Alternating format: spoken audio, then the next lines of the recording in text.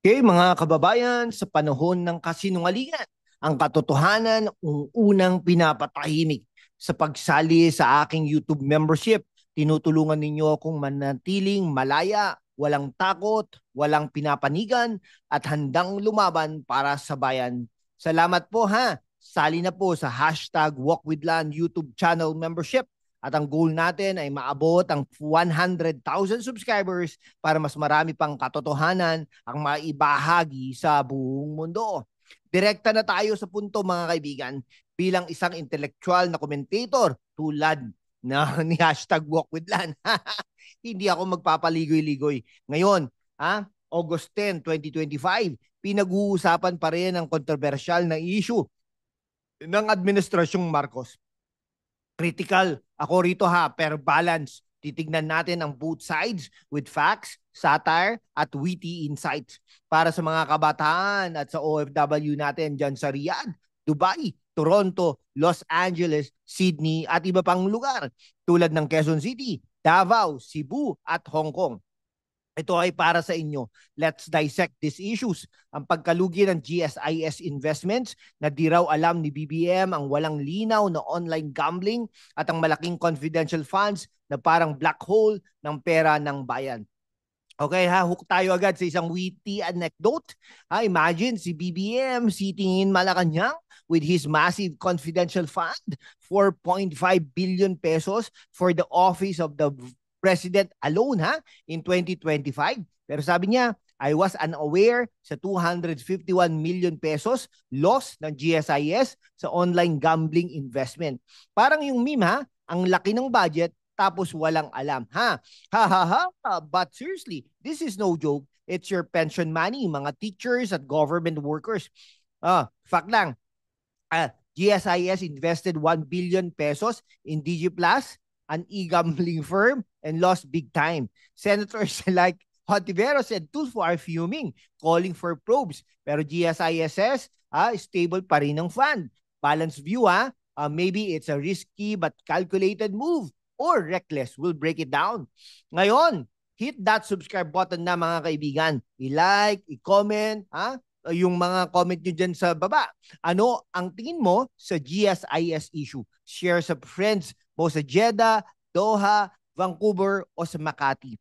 At para sa super thanks salamat sa support from OFWs in Singapore, Kuala Lumpur, London at New York. This boosts our channel para mas marami pang exposés.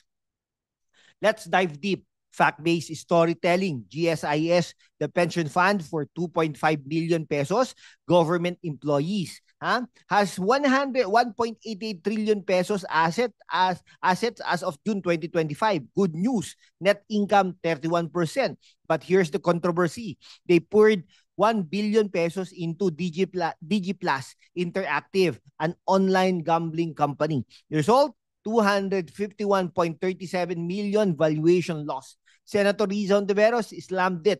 251 million pesos loss. This is no longer chump change. Tulfo wants charges against GSIS chief Vic Veloso. Even Amy Marcos filed a resolution on other losses, like 19 million pesos in Del Monte and nearly 1 billion pesos paper loss in Nickel Asia. Okay. Parang GSIS playing casino with your retirement money, The nation building daw, but it's sinking. BBM's response, I was unaware. Really?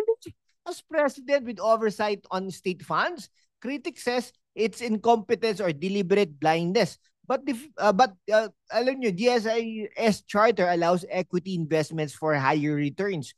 In a volatile market, losses happen. Remember global stocks fluctuate. Balance analysis, its diversified portfolio, why gamble on gambling amid pogo bans, di ba? This affects your future jobs in government, OFWs in Dubai or Toronto. Your remittances fund this, demand accountability. Okay, isipin nyo isang teacher sa Quezon City saving for retirement. Tapos ang pera niya nasa online betting. If GSIS loses more, baka maging government service insurance scam na. Ha. But seriously, probe needed, Facts from Senate hearings, More senators backing investigation for reckless moves. No? Okay. Pause here ha. Like and comment. Dapat ba si BBM maging accountable? Share sa kababayan sa Riyadh o San Francisco. Super thanks na rin from Calgary or Melbourne ha. Helps us hit 100,000 subscribers. Okay, hanggang ngayon, walang clarity sa online gambling. Last year, 2024 SONA, BBM banned POGOs, Philippine Offshore Gaming Operators, effective December 2024. China even hailed it.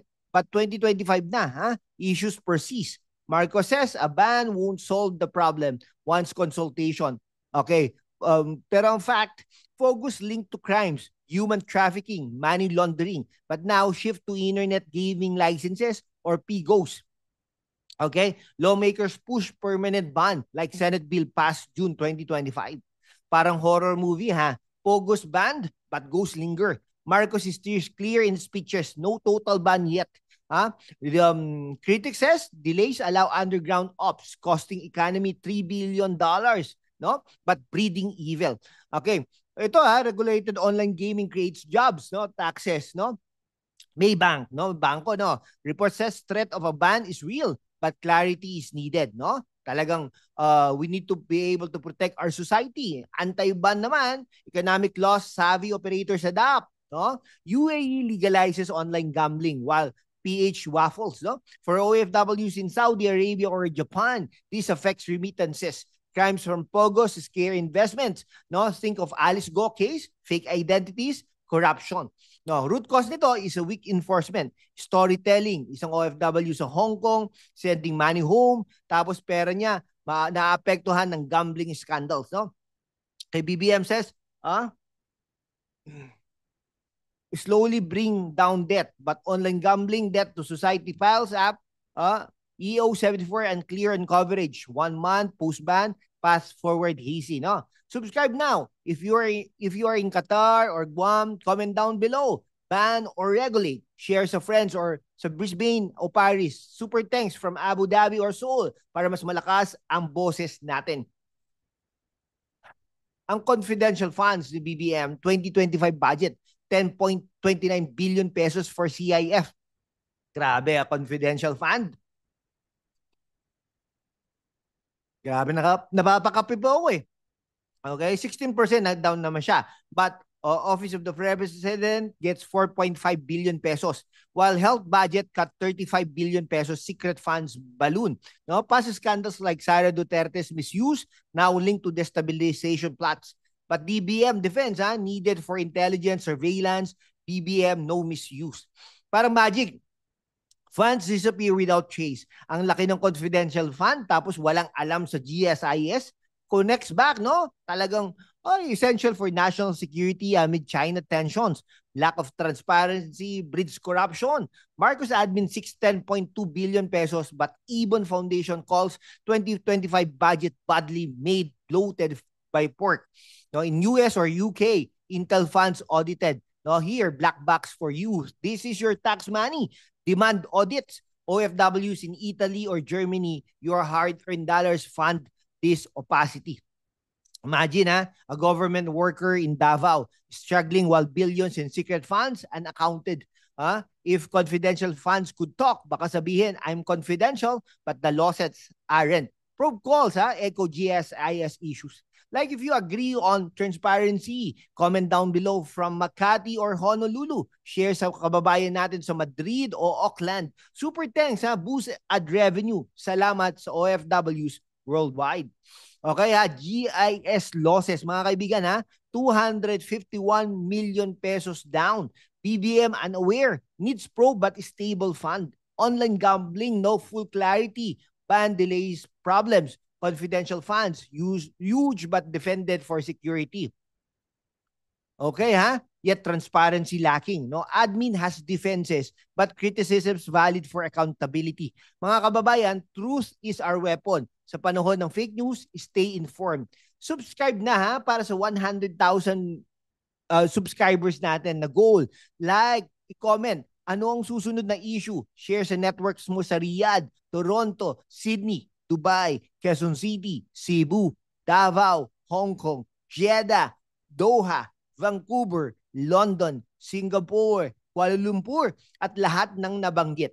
Super thanks na rin from anywhere, US, Canada, Saudi, Australia, Japan, UAE. Mga kababayan, your support keeps us going. Salamat at mag-iingat kayo lagi. #WalkWithLan. Mabuhay ang Pilipinas!